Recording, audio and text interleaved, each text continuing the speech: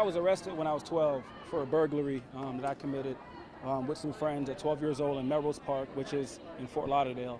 About 14 years later, then I started working as a state attorney in the same juvenile division that gave me that second chance.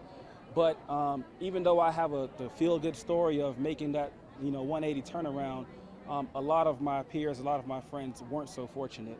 And that does not mean that I did not experience systemic racism coming about.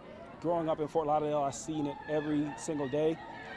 Police officers assuming that you're up to no good. Even as a prosecutor, I remember driving in my all-black Camaro, coming to the state attorney's office, being pulled over, and an officer asking me, is this really your car? So we're out here fighting because, systemic racism needs to end. We need to call it out and speak up whenever we see it happening. I remember as a prosecutor, young prosecutor, one attorney wanting to make a certain decision, and I thought it was unethical. And it was a friend of mine, and he just, it just didn't dawn upon him how wrong it was until I spoke to him.